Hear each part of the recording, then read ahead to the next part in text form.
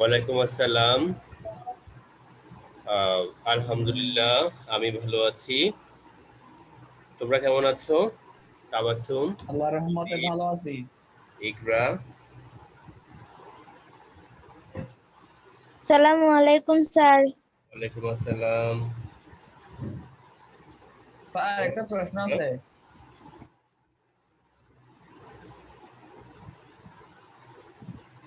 Sir বলো। প্রশ্ন আছে।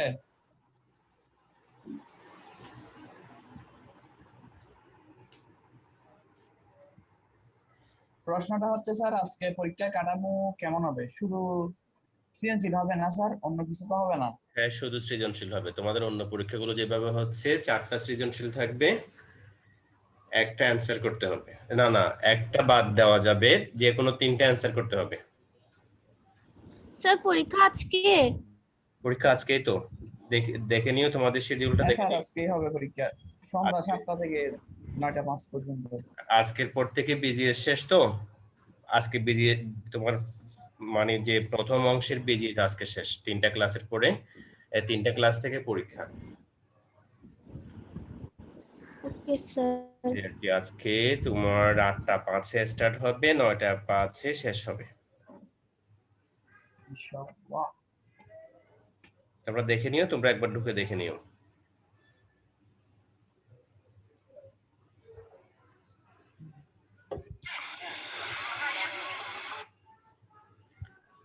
ঠিক আছে, তাহলে আমরা ক্লাস শুরু করে দিচ্ছি। 3জন পেয়েছি, শুধু পার্টিসিপেন্ট 3জন পেয়েছি। ইকরাকে পেয়েছি, হাবিবকে পেয়েছি, আর তাবাসসুমকে পেয়েছি। ওকে, ঠিক আছে, নো প্রবলেম। এই 3জন দিয়ে ক্লাস শুরু করছি। প্রথমে স্ক্রিন শেয়ারিং এ যাচ্ছি।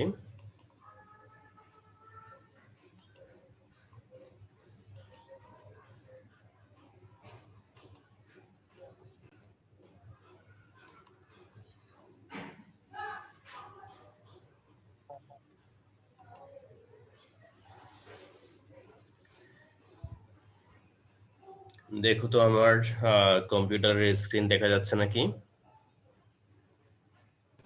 জি স্যার। ঠিক আছে। ইয়েস স্যার, এখানে দেখা যাচ্ছে না, প্রসেসিং চলতেছে আমার মোবাইলে। একটু পরে এখন দেখা, দেখা যাচ্ছে। একটু পর দেখে যাবে। ঠিক আছে। স্যার আমার স্যার এখন এখানে দেখা দেখা যাচ্ছে আবার। যাচ্ছে।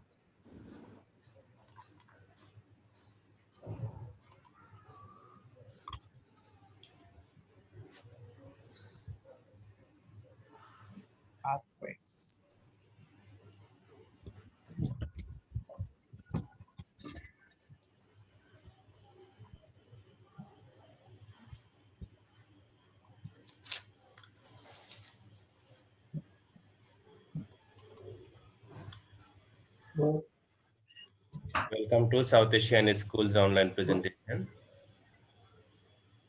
তোমাদের সবাইকে সাউথ এশিয়ান স্কুলের অনলাইন ক্লাসে স্বাগত জানাচ্ছি।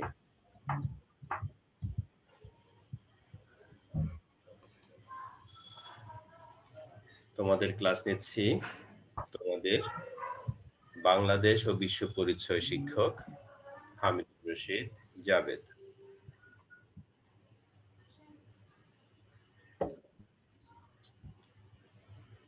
বাংলাদেশ ও বিশ্ব পরিচয়, এসএসসি।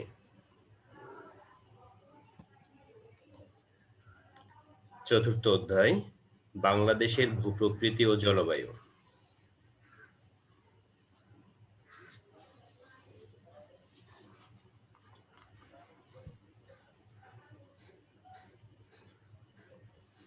ওকে, প্রথমে আমরা জানব ভূমিকম্প সম্পর্কে। ভূমিকম্প থেকে প্রতি বছর আমরা বেশ কয়েক রকমের প্রশ্ন দেখি, তাই আমরা এই অংশটি আগেই পড়ব।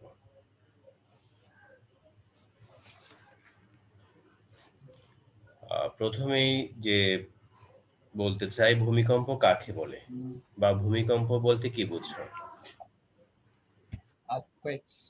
ওকে, ইংলিশে আর্থকুয়েকস বলে, বাংলায় ভূমিকম্প বলে।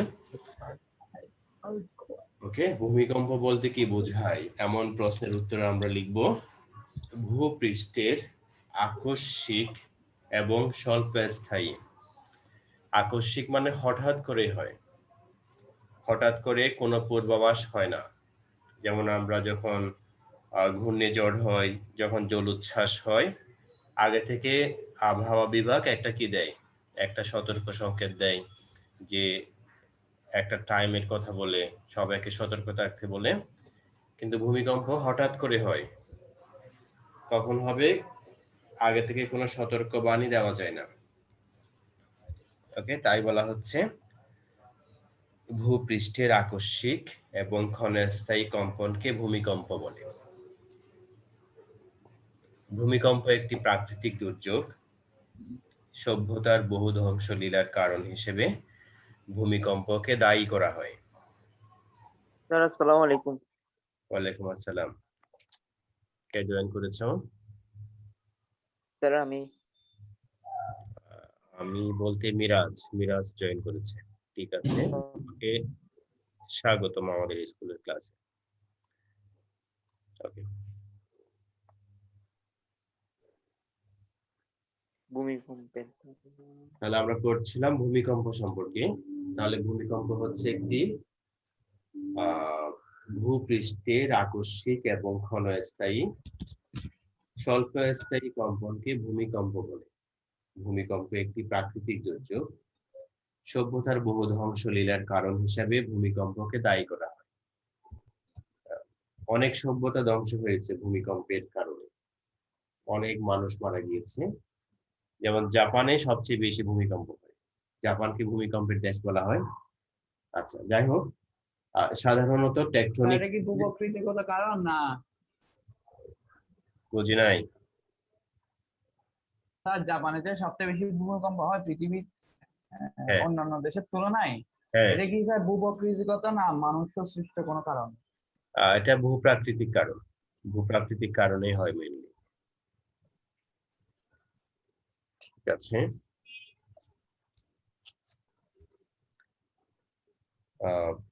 সাধারণত টেকটনিক প্লেটের বিভিন্ন রকম বিচ্যুতি বা স্থানান্তরের কারণে ভূমিকম্প হয়। ওকে, আমাদের ভূ অভ্যন্তরে কতগুলোকে বৈজ্ঞানিকরা কতগুলো প্লেটে ভাগ করেছেন, ভূ অভ্যন্তর ভাগকে, এগুলোকে বলা হচ্ছে টেকটনিক প্লেট। এই টেকটনিক প্লেটের নড়াচড়ার কারণে, স্থানান্তরের কারণে ভূমিকম্প। তাহলে ভূমিকম্প কাকে বলে এমন প্রশ্নের উত্তরে আমরা এইভাবে লিখব যে এটি একটি প্রাকৃতিক দুর্যোগ। ভূপৃষ্ঠের আকস্মিক এবং ক্ষণস্থায়ী কম্পনকে ভূমিকম্প বলে। সভ্যতার বহু ধ্বংসলীলার কারণ হয়েছে, কারণ হিসেবে ভূমিকম্পকে দায়ী করা হয়। আর টেকটনিক প্লেটের স্থানান্তরের জন্য এবং বিচ্যুতির জন্য ভূমিকম্প, এভাবে লিখব। এরপরে আছে যে তোমার ভূমিকম্পের বিপজ্জনক বলয় বলতে কি বুঝো? ভূমিকম্পের বিপজ্জনক বলয়, যে আমরা আমাদের বইতে পড়েছিলাম যে ফরাসি ইঞ্জিনিয়ারিং কনসোর্টিয়াম নামে একজন বৈজ্ঞানিক তোমার বাংলাদেশের ভূমিকম্পের উনি একটি মানচিত্র এঁকেছেন। ওখানে তোমার যে বিপজ্জনক, লঘু, তারপরে হচ্ছে এভাবে উনি কয়েকটি কিসে ভাগ করেছেন, যে খুবই বিপজ্জনক এরিয়াকে উনি কতগুলো ইয়ে দিয়ে ভাগ করেছেন। ওকে, আমি ওই অংশে একটু যাচ্ছি, ওখান থেকে বলতেছি। এটা বই আছে চিত্রটা? হ্যাঁ, বইতে আছে, বইতে একটা ম্যাপ আছে, তোমরা দেখতে পাবা 70 পৃষ্ঠায়। 70 আচ্ছা পৃষ্ঠায় স্যার একটা প্রশ্ন আছে। তিনটি বলয়ে দেখিয়েছেন, একটা হচ্ছে প্রলয়ঙ্করী, আরেকটি হচ্ছে বিপজ্জনক, বিপজ্জনক, লঘু। তাহলে আমরা দেখেছি ঢাকা বোর্ডে আসছে ভূমিকম্পের বিপজ্জনক বলয় বলতে কি বুঝো, বা তোমাদের সময় আসতে পারে যে প্রলয়ঙ্করী বলয় বলতে কি বুঝো, লঘু বলয় বলতে কি বুঝো।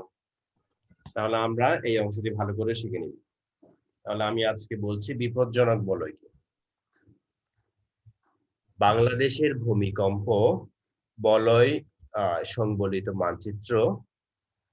মানচিত্রে চিহ্নিত দ্বিতীয় বলয়কে ভূমিকম্পের বিপজ্জনক বলা হচ্ছে। ওখানে তিনটা বলয়, একটা হচ্ছে প্রলয়ঙ্করী, একটা বিপজ্জনক আর একটা লঘু। তাহলে বিপজ্জনক হচ্ছে 2 নম্বরে, দ্বিতীয় বলয়। বাংলাদেশ পৃথিবীর অন্যতম ভূমিকম্প বলয়ে অবস্থিত।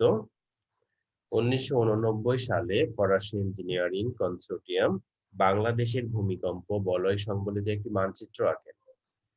এতে 3টি বলয় দেখানো হয়েছে, প্রলয়ঙ্করী, আর বিপজ্জনক এবং লঘু।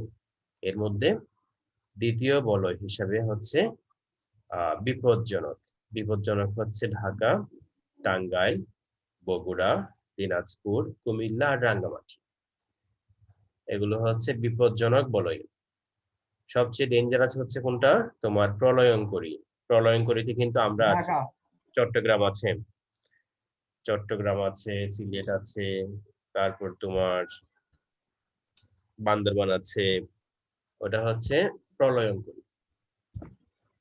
তাহলে স্যার, বলো। সাম্প্রতিক এক গবেষণায় প্রমাণিত হয়েছে হুম, বাংলাদেশের রাজধানী ঢাকায় নাকি প্রায় 400 বছরের ভূমিকম্পের শক্তি জমা হয়ে আছে। তাই? আচ্ছা, তা আরেকটি কথা মানে এক হচ্ছে, ধাক্কাতে কয়েক লাখ থেকে কয়েক কোটি মারা যেতে পারে। স্যার, এটা কি হ্যাঁ, সত্য আসলে? ঠিক আছে, হ্যাঁ সত্যি। আরেকটি কথা হচ্ছে, তোমার ভূমিকম্প বলয়ে অবস্থিত কোন একটা জায়গা, ধরো ভূমিকম্প হয় নাই কিন্তু ভূমিকম্প প্রবণ এলাকা, ভূমিকম্প হচ্ছে না, তাহলে বৈজ্ঞানিকরা বলেছেন যে এমন ভূমিকম্প হবে, মানে কি হবে, সবচেয়ে মারাত্মক পর্যায়ের হবে।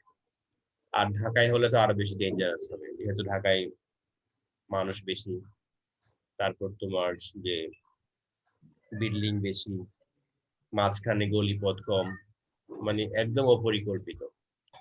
তোমার অনেক সময় ভূমিকম্প হলে দেখা যাবে তোমার ভূমিকম্পে যে মানুষ মারা যাবে, উদ্ধার কাজের যে একটি প্রবলেম আছে আমাদের দেশে, উদ্ধার কাজটা অত সহজে হবে না, যে উদ্ধার কাজের ব্যর্থতার জন্য আরো অনেক মানুষ মারা যাবে। আচ্ছা, যাই হোক,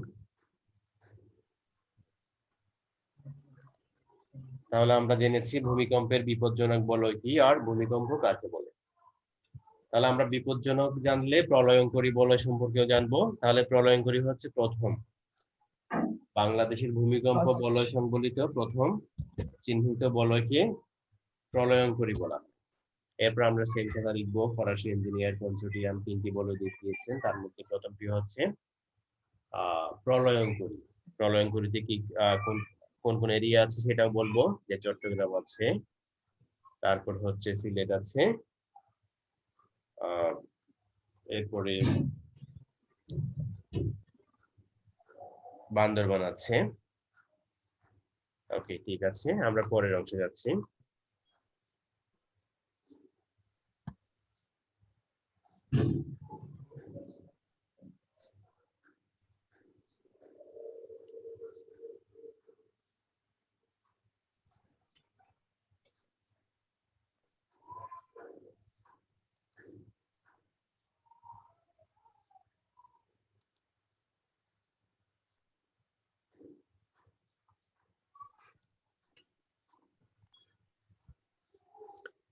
এখন আমরা জানবো বিশ্বের ভূমিকম্প প্রবণ অঞ্চল সম্পর্কে।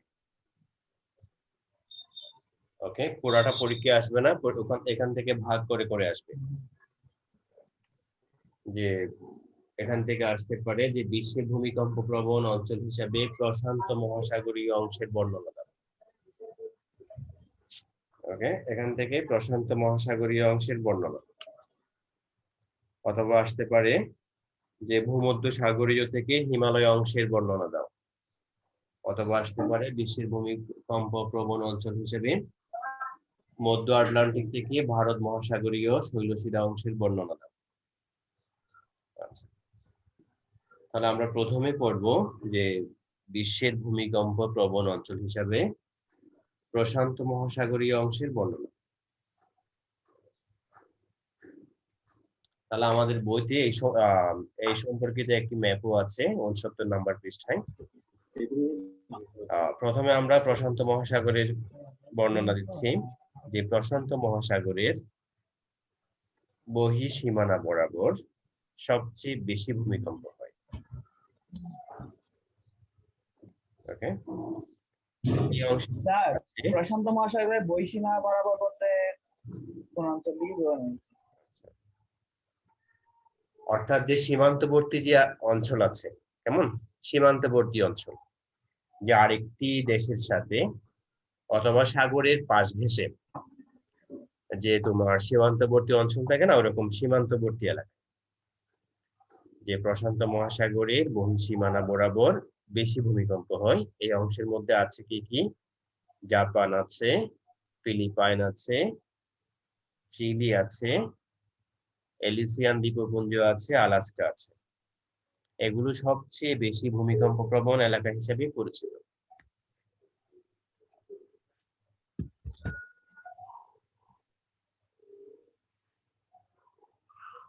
ওকে, এছাড়া আরেকটি জিনিস আমাদের মেইন বইতে মিসিং আছে তোমার, এছাড়া তোমার এই যে প্রশান্ত মহাসাগরের এই অঞ্চলের বিস্তীর্ণ এলাকা জুড়ে বিশাল একটা এলাকা আছে, ওখানে কি হয়? ব্যাপক ভূমিকম্প হয় এবং আগ্নেয়গিরির অগ্ন্যুৎপাত হয়। আগ্নেয়গিরি মানে কি হচ্ছে তোমার ভূ অভ্যন্তর থেকে আগুন জ্বলে ওঠা। কেমন, আমরা বিডিএস আমাদের বইতে নাই, কিন্তু অন্যান্য তোমার ভূগোল নামে একটা বই আছে, আর্টসের ছেলেরা পড়ে, ওখানে আছে। ওকে, প্রশান্ত মহাসাগরীয় একটি বিস্তীর্ণ এলাকাতে ব্যাপক ভূমিকম্প হয়, ওখানে আগ্নেয়গিরির অগ্ন্যুৎপাত হয়। এজন্য এই এলাকাটিকে রিং অফ ফায়ার বলা। রিং অফ ফায়ার আমাদের বইতে এই তথ্যটি নেই, ঠিক আছে, এটি অন্য অংশ থেকে নেওয়া হয়েছে। এরপরে আসতে পারে যে তোমার ভূমধ্যসাগরীয় এবং হিমালয় অংশের বর্ণনা। বিশ্বের ভূমিকম্প প্রবণ অঞ্চল হিসেবে ভূমধ্যসাগরীয় এবং হিমালয় অংশের বর্ণনা। এই অংশ আল্পস পর্বত থেকে শুরু করে ভূমধ্যসাগরের উত্তর তীর হয়ে ককেশাস, ইরান, হিমালয়, ইন্দোচীন, পূর্ব ভারতীয় দ্বীপপুঞ্জ থেকে নিউজিল্যান্ড পর্যন্ত বিস্তৃত। তোমাদের বইতে একটা ম্যাপ আছে, তোমরা ম্যাপের সাথে মিলিয়ে নিবে এই নামগুলো। স্যার বইয়ে কিন্তু এগুলো ম্যাপ দেওয়া আছে। হ্যাঁ, ম্যাপ দেওয়া আছে, তোমরা ম্যাপের সাথে মিলিয়ে পড়বা, ম্যাপের সাথে মিলিয়ে পড়লে বেশি মনে থাকবে। এই যে ম্যাপ, কেমন, ম্যাপের সাথে মিলিয়ে পড়লে বেশি মনে থাকবে। ইয়েস স্যার দেখা আছে। ঠিক আছে, তার মানে কি স্যার ওই কালো রং দিয়ে যে গাঢ় চিহ্নিত অংশগুলো দেখানো হচ্ছে সেগুলোতে মনে হয় সবচেয়ে বেশি হয়। এই যে একদম ব্ল্যাক সাইন যেটা আছে, যেখানে যেখানে ব্ল্যাক আছে, এই যে আমি মাউস পয়েন্টার দিয়ে দেখাচ্ছি।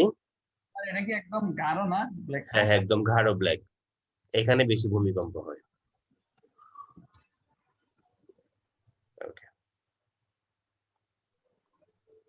এরপর আর কতগুলো স্পট আছে, জ্যাব্রার মতো স্পট আছে, যেখানে স্পট আছে ওখানে একটু অল্প ভূমিকম্প প্রবণ তবে অল্প।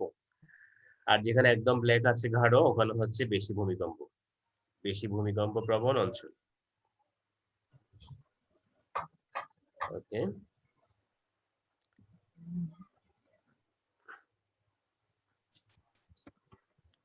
এরপরে আছে মধ্য আটলান্টিক থেকে ভারত মহাসাগরীয় শৈলশিরা অংশ। উত্তর দক্ষিণ বরাবর মধ্য আটলান্টিকা শৈলশিরা এবং ভারত মহাসাগরীয় শৈলশিরা একত্রিত হয়ে মিশে আফ্রিকার লোহিত সাগর বরাবর ভূমধ্যসাগরীয় অংশের সঙ্গে মিলেছে। এই তিনটি প্রধান বলয় ছাড়াও বিভিন্নভাবে ভূপৃষ্ঠের অভ্যন্তরে এবং মহাসাগরে কিছু কিছু অংশে ভূমিকম্প হয়, ভূমিকম্পের প্রকোপ দেখা যায়।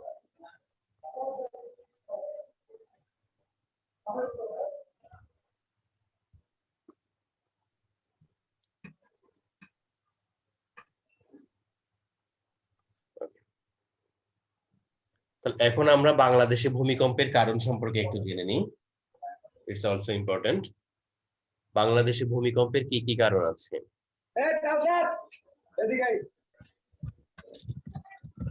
ওকে, ভৌগোলিক অবস্থানগত কারণে বাংলাদেশ ইন্ডিয়ান এবং ইউরোপিয়ান প্লেটের কাছে অবস্থিত।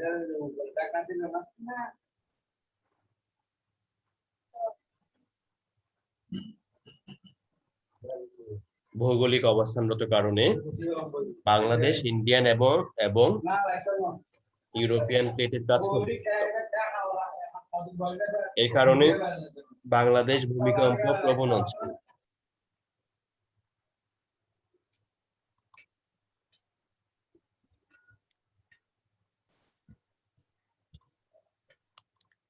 পাহাড় কাটা সহ মানব সৃষ্ট কারণে বাংলাদেশে ভূমিকম্পের সম্ভাবনা বেড়ে যাচ্ছে। যে আমরা আমাদের পাহাড় কেটে ফেলছি, পাহাড় কাটার কারণে তোমার যে প্রাকৃতিক ব্যালেন্স নষ্ট হয়ে যাচ্ছে, যার কারণে ভূমিকম্পের সম্ভাবনা বেড়ে যাচ্ছে। তাহলে এটি হবে মানব সৃষ্ট কারণ। স্যার বলো। অনেক সময় যা প্রয়োজনের জন্য পাহাড় কাটতে হয়। হ্যাঁ, প্রয়োজনে কাটতে হয়, অপ্রয়োজনে কাটবো না আর কি। ওকে, এরপর আছে বিশেষজ্ঞদের মতে বাংলাদেশ পৃথিবীর অন্যতম ভূমিকম্প বলয়ে অবস্থিত। বিশেষজ্ঞ মানে হচ্ছে এক্সপার্ট, যারা ভূমিকম্প এক্সপার্ট, ওনাদের মতে বাংলাদেশ পৃথিবীর অন্যতম ভূমিকম্প বলয়ে অবস্থিত। আমরা অলরেডি জেনেছি যে কনসোর্টিয়ামের ম্যাপ সম্পর্কে আমরা জেনেছি। এরপর বাংলাদেশে ভূমিকম্প হয় টেকটনিক প্লেটের সংঘর্ষের কারণে। ওকে, ভূস্তরের ইন্ডিয়ান প্লেট এবং মায়ানমার সাব প্লেটের মাঝখানে বাংলাদেশ অবস্থিত। আচ্ছা, তোমাদের বইয়ের এক জায়গায় বলা হয়েছে ইন্ডিয়ান প্লেট আর মায়ানমার সাব প্লেট, আরেক জায়গাতে বলা হয়েছে ইন্ডিয়ান এবং ইউরোপিয়ান প্লেট। দুই জায়গাতে দুই রকমের। কোনটা শুদ্ধ? হ্যাঁ, পরীক্ষায় কোনটা লিখবো? দুই জায়গাতে দুই রকম আছে, তোমরা যে কোনো এক রকমই লিখবা, নো প্রবলেম। যেহেতু দুই রকমই আছে আর পরবর্তী এডিশনে যেহেতু এগুলা সংশোধন করে নাই, তাহলে দুইটাই লিখবো, সমস্যা নেই। যেটা মনে আসে ওই সময় ওইটাই লিখবা। বাংলাদেশ ইউরোপিয়ান অথবা কি বলে ইন্ডিয়ান ইউরোপিয়ান অথবা ইন্ডিয়ান মায়ানমার। এরপরে আমরা যে একটু আগে বলেছিলাম 1989 সালে ফরাসি ইঞ্জিনিয়ার কনসোর্টিয়াম বাংলাদেশের ভূমিকম্প বলয় সংবলিত মানচিত্র এঁকেছেন। ওখানে তিনি 3টি বলয় দেখিয়েছেন, যে প্রলয়ঙ্করী, বিপজ্জনক এবং লঘু। এই বলয়কে বলা হয় সিসমিক রিস্ক জোন। তাহলে পরীক্ষায় যদি আসে সিসমিক রিস্ক জোন, এটা হবে একটা ডিফারেন্ট কোয়েশ্চেন, এরকম এখনো আসে নাই, আসতেও পারে। তখন তোমরা এই কথাটা লিখবা যে 1889 সালে ফরাসি ইঞ্জিনিয়ার কনসোর্টিয়াম বাংলাদেশের ভূমিকম্প বলয়। 1889 না 1989 না স্যার? এটা কত হবে? 1989 স্যার। 1989 হবে, তাহলে মিস্টেক হয়েছে হয়তো ডেটটা বসাইতে। আরেকবার দেখে নিচ্ছি। ঠিক আছে, 1989। ওকে, তাহলে উনি যে 3টি বলয় দেখিয়েছেন, একটি হচ্ছে প্রলয়ঙ্করী, আরেকটি হচ্ছে বিপজ্জনক, আরেকটি হচ্ছে লঘু। ওকে, এই বলয় সমূহকে বলা হচ্ছে সিসমিক রিস্ক জোন। এরপর আমরা জেনেছি একটু আগে প্রলয়ঙ্করী হচ্ছে বান্দরবান, চট্টগ্রাম, সিলেট, ময়মনসিংহ, রংপুর। বিপজ্জনক হচ্ছে ঢাকা, টাঙ্গাইল, বগুড়া, দিনাজপুর, রাঙ্গামাটি। আর অন্যান্য অঞ্চল হচ্ছে লঘু। ওকে, তোমরা চাইলে এই অংশটি স্ক্রিনশট নিয়ে নাও। ওকে, আর ডেটটা ঠিক করে নিও। ডেটটা স্যার এটা হ্যাঁ, বাংলাদেশে ভূমিকম্পের কারণ অংশে যদি এভাবে আসে তাহলে আমরা এটা লিখবো। তোমার এটি হয়তো তোমার যে উচ্চতর দক্ষতা প্রয়োগ, ওখানে এই টাইপের করে আসতে পারে। যে উদ্দীপকে যে প্রাকৃতিক দুর্যোগের কথা বলা হচ্ছে তার কারণ বর্ণনা করো, তখন আমরা বলবো উদ্দীপকে বলা হচ্ছে যে প্রাকৃতিক দুর্যোগের কথা আছে সেটি হচ্ছে ভূমিকম্প। এরপর ভূমিকম্পের কারণ লিখবা, এরকম আর কি। তো তোমরা স্ক্রিনশট নিয়ে নাও, আমরা পরের অংশে যাবো এখন। স্যার স্ক্রিনশট নেওয়া হয়েছে। ওকে, এই যে এই মানচিত্রটা হচ্ছে কনসোর্টিয়াম এঁকেছেন, ওইটা। এদিকে হচ্ছে সিলেট, বাংলাদেশের সিলেট আর ময়মনসিংহ হচ্ছে এদিকে, কেমন এইদিকে। আর এটা আসছে তোমার সিলেটের দিকে ভূমিকম্প হওয়ার সম্ভাবনা বেশি। সিলেট হচ্ছে সবচেয়ে বেশি রিস্ক। এটা একদম আসামের ডাউকি থেকে আসছে। এই এরিয়াটা হচ্ছে আসাম, ইন্ডিয়ার আসাম। ওখান থেকে যে বিপজ্জনক যে বলয় আছে সেটি ওখান থেকে বাংলাদেশের এটা আসছে। এরপর এদিকে আছে আমাদের চট্টগ্রাম, এই যে এখানে দেখো, এদিকে চট্টগ্রাম, বান্দরবান, এদিকে এই অংশগুলো হচ্ছে সবচেয়ে বেশি বিপজ্জনক। প্রলয়ঙ্কন।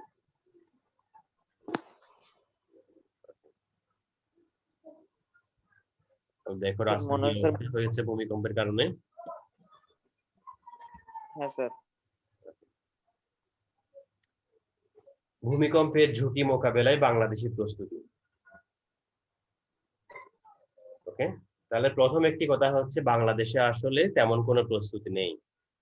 ভূমিকম্পের ঝুঁকি মোকাবেলায় তেমন কোনো প্রস্তুতি বাংলাদেশে নেই। তারপর আমরা এগুলো লিখবো যে বাড়ি তৈরি করার সময় মাটি পরীক্ষা করতে হবে। আমরা তো আর বুঝবো না, আমাদের কি করতে হবে, ইঞ্জিনিয়ার দিয়ে পরীক্ষা করা নিতে হবে। বাড়ি তৈরির সময় মাটি পরীক্ষা করা, নতুন বাড়ি তৈরি করতে ন্যাশনাল বিল্ডিং কোড অনুসরণ করা। অর্থাৎ স্যার সরকার ন্যাশনাল কতগুলো বিল্ডিং কোড নির্দেশিত কি কি দিয়েছে, কোড দিয়েছে কিরকম? যে একটি সরকার কি একটা আইন করেছে যে এইভাবে করতে হবে, ওভাবে যে ন্যাশনাল, আনটাকেই কোড বলা হয়। হ্যাঁ ওটাকে ন্যাশনাল বিল্ডিং কোড বলা হয়। আইন মানে কোড। ওকে, আমরা আইন মেনে করব। এরপর হচ্ছে দক্ষ প্রকৌশলীর তদারকির মাধ্যমে, প্রকৌশলী মানে হচ্ছে ইঞ্জিনিয়ারের তদারকির মাধ্যমে ভালো নির্মাণ সামগ্রী, যে মেটেরিয়ালস, ইট, সিমেন্ট, বালি, এগুলো সবচেয়ে ভালো দেখে দিয়ে বাড়ি তৈরি করতে হবে। ইটের তৈরি দেয়াল হলে চারতলার উপর ভবন করা যাবে না। আর ভবন যদি 2 তলার বেশি হয়, প্রত্যেকটি কোণায় ইটের মাঝখানে দরজা এবং জানলার পাশে খাড়া রড ঢোকাতে হবে। ওকে, আমরা এই অংশটি স্ক্রিনশট নিয়ে নাও। যেহেতু আরো ক্লাস আছে, আরো টপিক আছে, না হয় আমি লিখতে বলতাম, তোমরা স্ক্রিনশট নিয়ে নাও। আশা করি সবাই নিতে জানো। একটু স্যার নেওয়া হয়ে গেছে। ওকে, ঠিক আছে।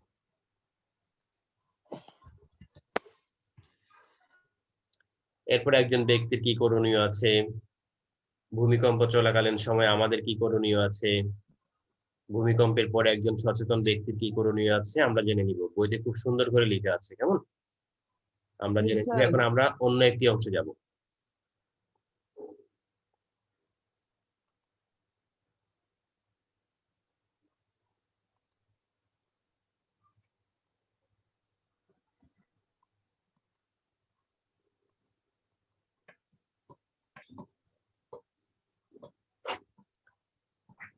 এখন আমরা বাংলাদেশের ভূপ্রকৃতির গঠন, জনসংখ্যা, জনবসতি অংশ থেকে পরীক্ষা আসতে পারে ওরকম অংশগুলো আলোচনা করব। যে বাংলাদেশের সীমানা বর্ণনা করো, বাংলাদেশের সীমানা ব্যাখ্যা করো, এভাবে আসতে পারে। তখন আমরা লিখব একদম এই চ্যাপ্টারের প্রথম দিকে আছে, তোমরা চাইলে মার্ক করে নাও। এই অধ্যায়ের প্রথম দিকে আছে, বাংলাদেশের সীমানা ব্যাখ্যা করো। স্যার প্রথম দিকে? হ্যাঁ, প্রথম দিকে বলতে পেজ নাম্বার বলে দিচ্ছি, 59 নাম্বার পেজে আছে বাংলাদেশের ভৌগোলিক অবস্থান আর সীমানা।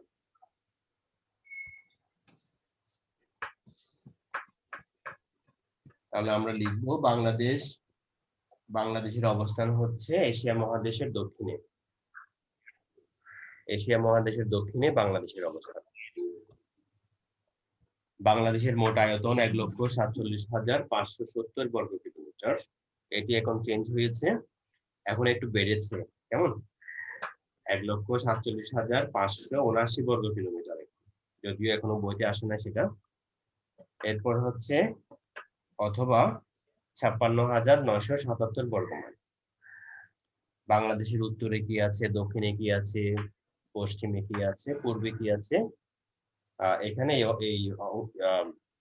এই বর্ণনা এখানে লিখতে হবে। বাংলাদেশের উত্তরে ভারতের পশ্চিমবঙ্গ, মেঘালয় আর আসাম, পূর্বে আসাম, ত্রিপুরা, মিজোরাম, মায়ানমার, দক্ষিণে বঙ্গোপসাগর আর পশ্চিমে পশ্চিমবঙ্গ।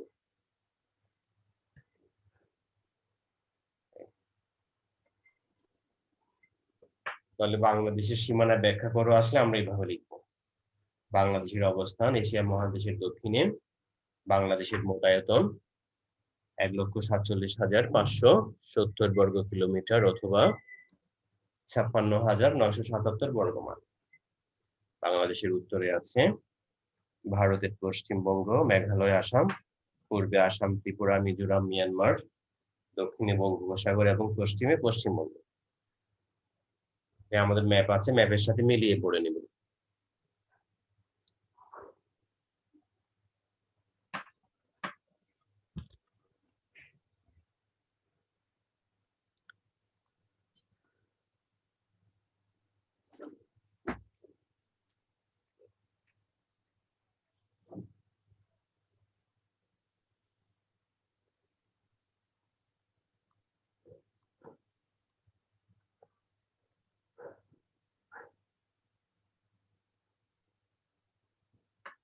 ওকে, এরপরে আমরা ক্রান্তীয় মৌসুমী জলবায়ু বলতে কি বুঝবো?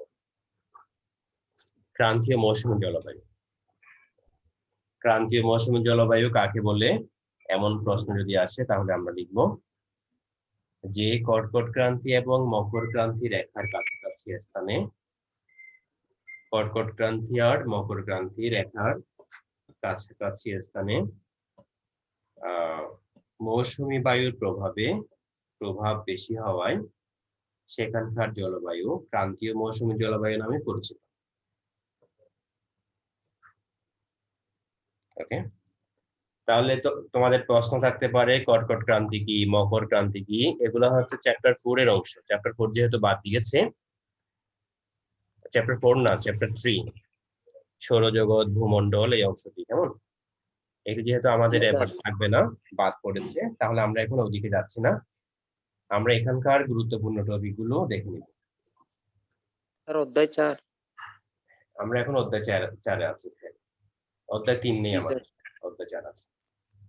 আমরা শুধু এখানে নামটা লিখবো যে কর্কট ক্রান্তি আর মকর ক্রান্তি রেখার কাছাকাছি স্থানে মৌসুমী বায়ুর প্রভাব বেশি হওয়ায়, এখানে মৌসুমী বায়ুর প্রভাব বেশি হয়, তাই সেখানকার জলবায়ু ক্রান্তীয় মৌসুমী জলবায়ু নামে পরিচিত। মৌসুমী জলবায়ুর প্রভাব যেসব অঞ্চলে বেশি হয় সেসব অঞ্চলে আবহাওয়া কি হয়, সমভাবাপন্ন হয়। খুব বেশি গরমও পড়ে না, খুব বেশি ঠান্ডাও পড়ে না, খুব বেশি শীতও হয় না।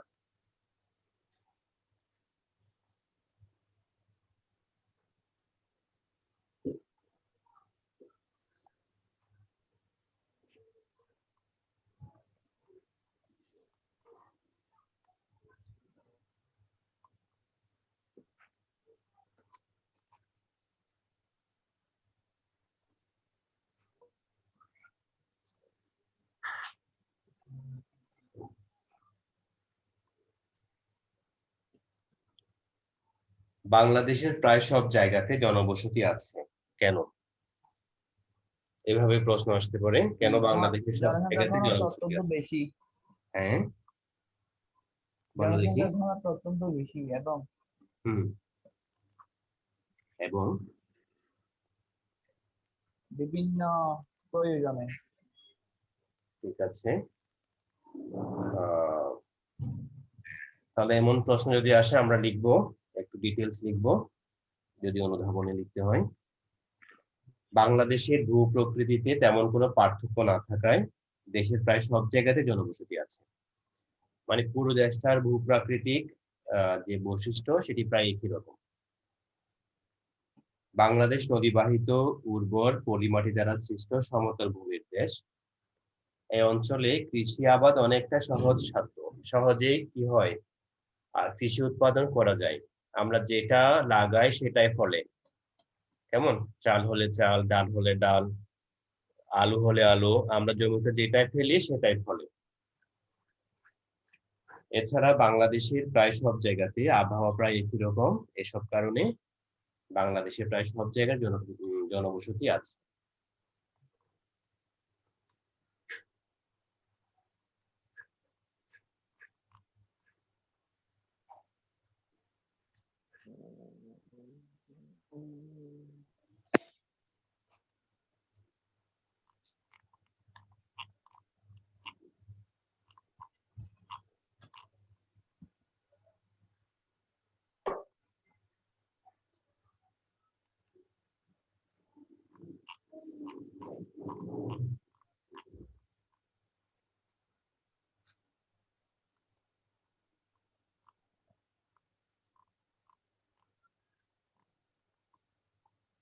ওকে, ঠিক আছে, আমরা আরেকটি গুরুত্বপূর্ণ প্রশ্নের অ্যান্সার শিখবো, এরপর আমরা আজকের ক্লাসটা ফিনিশ করবো।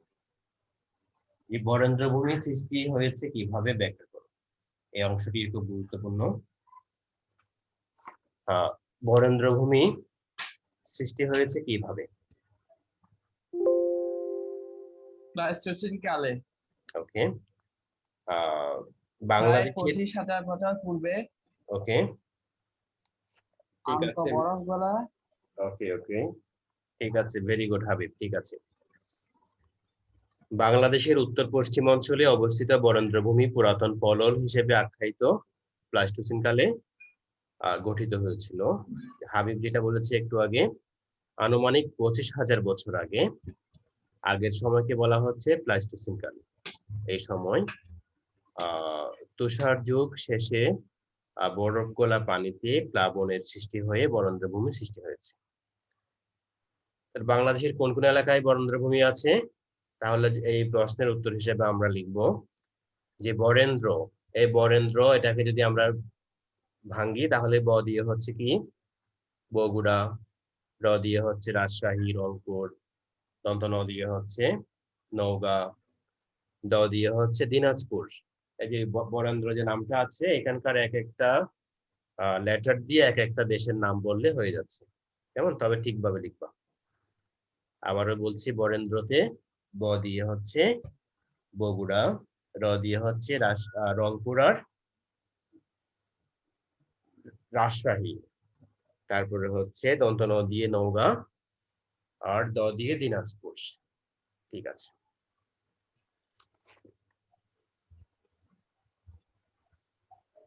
ওকে, ঠিক আছে, আমরা ক্লাসের একদম শেষ পর্যায়ে চলে এসেছি, আমাদের আর 2 মিনিট টাইম আছে। ইয়েস স্যার, আর 2 মিনিটস আর 2 মিনিট টাইম আছে। ঠিক আছে, তোমরা যারা জয়েন করেছো ক্লাসে সবাইকে ধন্যবাদ জানাচ্ছি। এই তিনটা অধ্যায়ে আমরা যে তোমাদেরকে শীট দিয়েছিলাম, ওই শীট থেকে আমাদেরকে প্রশ্ন করার জন্য নির্দেশনা দেওয়া হয়েছে, কেমন? তাহলে ওখান মানে স্যার থেকে শীত থেকেই হবে। ওখান থেকেই প্রশ্ন হবে, তোমরা ওই শীট গুলো ভালো করে পড়ে নিবা। যেহেতু সৃজনশীল প্রশ্ন হবে, ওখানে যে সৃজনশীল আছে সেগুলো তোমরা তোমাদের নিজস্ব উদ্যোগে এগুলার অ্যান্সার খুঁজে অ্যান্সার মেক করে পরীক্ষার জন্য প্রিপারেশন নিবে। পরীক্ষা হচ্ছে আজকে 8টা 5 থেকে 9টা 5। তোমরা একবার ঢুকে দেখে নিও কখন পরীক্ষা। ঠিক আছে, সবাইকে ধন্যবাদ জানাচ্ছি। আল্লাহ হাফেজ। আসসালামু আলাইকুম স্যার। ওয়ালাইকুম আসসালাম। স্যার আসসালামু আলাইকুম। ওয়ালাইকুম আসসালাম।